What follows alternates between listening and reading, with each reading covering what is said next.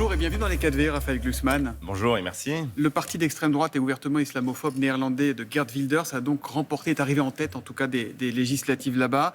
Le PVV qui a promis notamment un référendum sur l'adhésion des Pays-Bas à l'Union européenne. Qu'est-ce que vous avez raté, vous les modérés, pour que de plus en plus de peuples se tournent vers des dirigeants comme ce monsieur ? Tout. On a tout raté. Et j'aimerais qu'on prenne conscience là de la gravité du moment qu'on est en train de traverser. L'Union européenne fait face à des crises immenses. On a la guerre qui a fait son retour sur notre territoire. On n'a jamais eu autant besoin de l'Union européenne. Et élection après élection, on voit l'extrême droite remporter des succès immenses.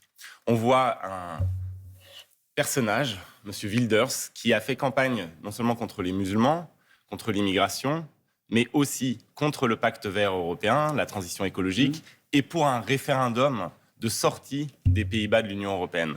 C'est-à-dire qu'en fait, si on ne reprend pas, nous, nos esprits, notre force, si on ne retrouve pas en nous la puissance suffisante pour convaincre qu'en fait, on a besoin de sauver l'Union européenne, qu'en fait, jamais on n'a eu autant besoin d'elle. Elle est en danger de mort. Elle est en danger externe et interne. Il y a une conjugaison de menaces qu'on n'a sûrement jamais vue dans notre histoire européenne. C'est pour ça que tous les mois qui vont venir, l'élection qui va venir, elle est aussi essentielle, aussi fondamentale. En fait, on n'a jamais eu un moment aussi décisif dans notre histoire. Vous savez qu'aujourd'hui, Poutine est en train de gagner son pari. Son pari, c'était que si on met sous pression l'Europe, si on met l'Europe dans une situation où elle est obligée de se mobiliser, elle n'y arrivera pas. Parce que l'Europe est molle, parce que l'Europe est faible, parce que l'Europe n'a pas de conviction. Parce qu'on s'enfonce dans l'Europe comme parce dans que du l'Europe beurre. ne fait que se diviser, en fait. Parce que l'Europe ne parle jamais. Sur le conflit israélo-palestinien, vous l'entendez, l'Europe ? Elle joue un rôle, elle pèse, l'Europe ? L'Europe est un nain géopolitique. Entre Israël et le Gaza. On est le plus grand marché du Hamas. monde. On est le plus grand marché du monde. Mais on est un nain géopolitique. Et ce qui est face à nous, c'est un choix, mais quasi existentiel. C'est est-ce qu'on veut ou pas peser sur le destin du monde ? Est-ce qu'on veut ou pas maîtriser notre propre destin ? Et si on veut le faire, alors il va falloir devenir adulte. Parce que vous savez, il n'y a pas que l'Europe. L'année prochaine, il y aura aussi une élection américaine. Vous avez cet arc de crise au Proche-Orient, en Ukraine, dans le Caucase, avec les menaces qui pèsent sur l'Arménie. Et vous pouvez avoir, le 5 novembre 2024, Donald Trump qui fait son retour à la Maison-Blanche. Et dans ce cas-là, on fait comment ? Nous, des ados éternels qui comptons sur les États-Unis pour régler l'ensemble des crises qui menacent notre propre sécurité. On fait comment si Donald Trump l'emporte ? Et donc là, on est dans une situation vraiment de bascule, où en interne, on remet en cause les principes constitutifs de la construction européenne et de nos démocraties libérales, avec cette vague de l'extrême droite qui parcourt l'ensemble du continent, et on n'est pas du tout immunisé. C'est la vague de l'extrême droite ou c'est la vague des extrêmes ? Parce que quand on parle de Jean-Luc Mélenchon, il est dans l'extrémisme lui aussi aujourd'hui ou pas ? Il y a une dérive totale de Jean-Luc Mélenchon. Et c'est pour ça que moi, j'ai toujours été extrêmement clair depuis le début. Il était hors de question de partir aux élections européennes avec Jean-Luc Mélenchon. Vous mettez un signe égal entre Marine Le Pen et Jean-Luc Mélenchon aujourd'hui ? Non, je ne mets pas un signe égal. Qu'est-ce qui les différencie ? Ce qui les différencie, c'est qu'au sein du parti de Jean-Luc Mélenchon, il y a d'autres forces. Il y a des gens avec lesquels on peut travailler. Vous savez, par exemple, quand vous prenez M. Ruffin. M. Ruffin, il fait partie de la gauche. Il fait partie de ces gens avec lesquels on va pouvoir reconstruire quelque chose. Mais ça passera très clairement par une rupture avec Jean-Luc Mélenchon. C'était vrai avant ses propos sur le Hamas. C'était vrai déjà au moment de l'Ukraine. Mais c'est encore plus vrai aujourd'hui. Il est c'est encore antisémite plus dans vrai ses propos et dans ses Je ne vais pas comportements. sonder son cœur et son âme. Finalement, vous savez quoi ? Je vais vous dire, il ne m'intéresse même plus, en fait. Moi, ce qui m'intéresse, c'est nous, notre capacité à mobiliser. Nous, notre capacité à créer une alternative. Nous, notre capacité à montrer qu'en France, eh bien, il y a une gauche pro-européenne.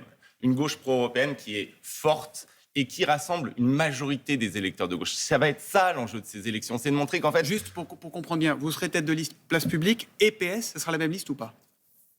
J'espère que ce sera la même liste. Il va falloir Tout 6 doit nous mois conduire. de cuisine interne et de petites popoles pour Mais savoir c'est qui pour va ça que être premier ou qui va être deuxième. Nous, on s'est lancé avec Place Publique, avec Aurore Laluc, ma collègue députée. On est déjà en campagne. Il y a des milliers de jeunes qui viennent dans nos réunions publiques. C'est pas réglé encore cette question avec le PS. Et ça va l'être.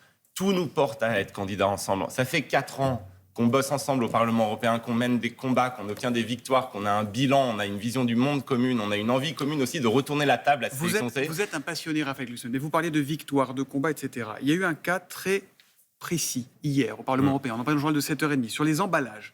Il y a eu un vote pour réduire notre utilisation d'emballages. Sauf que tout le monde dit que ça a été complètement bouffée par les lobbies, que finalement le texte est bien en dessous de ce que les uns et les autres espéraient, les ONG ne sont pas contentes. Comment faire rêver avec cette Europe qui au final termine toujours en petit kiki, moins disante, sans audace, sans rien? Comment vous donner envie je veux dire, de c'est cette encore Europe? pire. Il y a eu 2 votes qui étaient extrêmement tendus, sur les emballages et l'autre sur les pesticides. Et dans les 2 cas, et en particulier sur les pesticides, puisque là le vote a carrément été une catastrophe et on s'est fait enfoncer à chaque fois à 10 voix sur tous les amendements proposés par la droite et l'extrême droite et soutenus par les lobbies de l'agrochimie, eh bien, ces 2 votes furent une calamité et un triomphe pour Bayer-Monsanto. Et ce que ça montre, c'est très simple, c'est que si vous doutez que votre vote a une importance, si vous doutez que finalement, quand vous vous déplacez aux urnes, ça a un impact, eh bien, regardez les votes qui se sont passés hier. À 5, à 6, à 7 voix près, on est en train de rater la transition écologique qui est si fondamentale pour notre avenir à tous. Elle n'est pas déjà ratée? Elle n'est pas déjà ratée. La COP28, elle sert à quelque chose ou pas? À Dubaï, dans quelques jours. Laissez-moi finir d'abord. Allez-y. Elle n'est pas déjà ratée.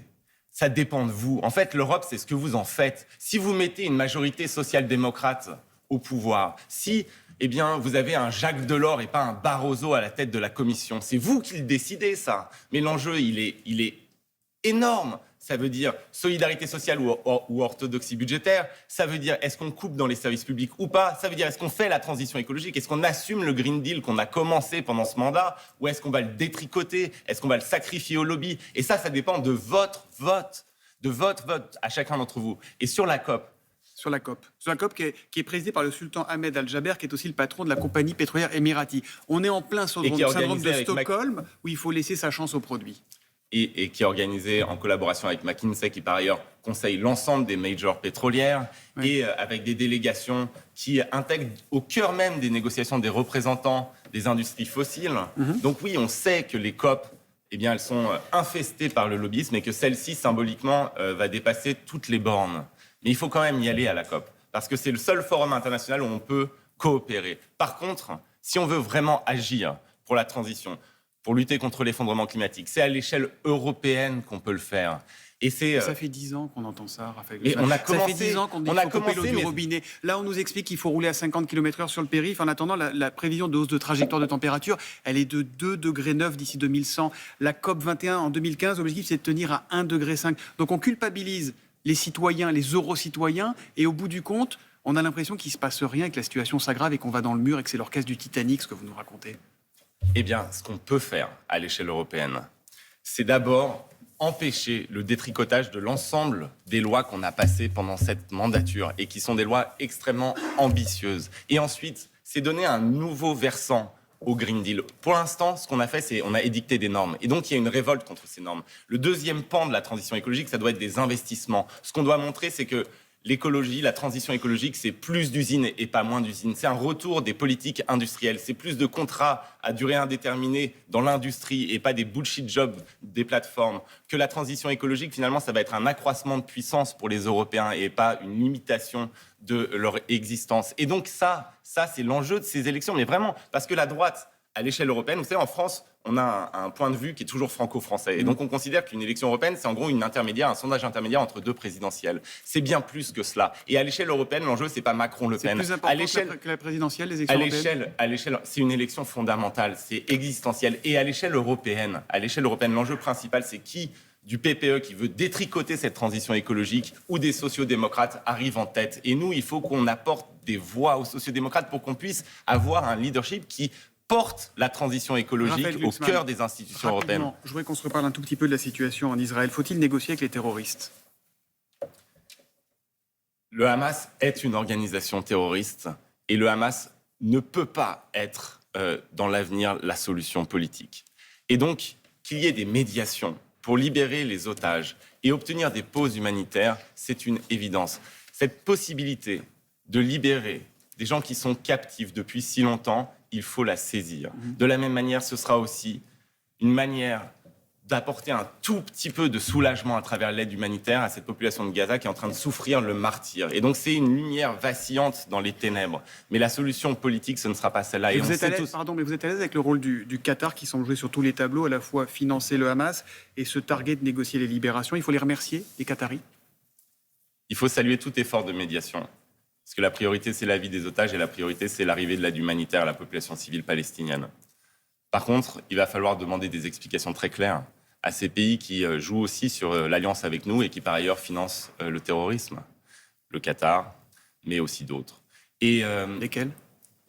on sait très bien que le Hamas bénéficie des aides militaires et financières de l'Iran, par exemple, ou de la Syrie de Bachar el-Assad. Ce n'est pas juste un phénomène qui émerge tout seul. Mais fondamentalement, si vous voulez vous débarrasser du terrorisme, si vous voulez vous débarrasser du Hamas, ce que tout le monde veut, en tout cas parmi les démocrates, eh bien, ce que vous devez faire, c'est offrir une perspective politique. Et ce que vous devez faire, c'est travailler à l'émergence d'un État palestinien. Vous ne pouvez pas maintenir les Palestiniens pour l'éternité dans une zone de non-droit et dans une absence d'avenir. C'est fondamental de comprendre cela et c'est ce que le gouvernement de Netanyahou a sciemment, méthodiquement sapé pendant toutes ces années. Pour vaincre le terrorisme, il faut une perspective politique. Et c'est ça que l'Europe et les États-Unis doivent imposer aujourd'hui. Merci Raphaël Glucksmann d'être venu dans les 4V ce matin. Bonne journée à vous.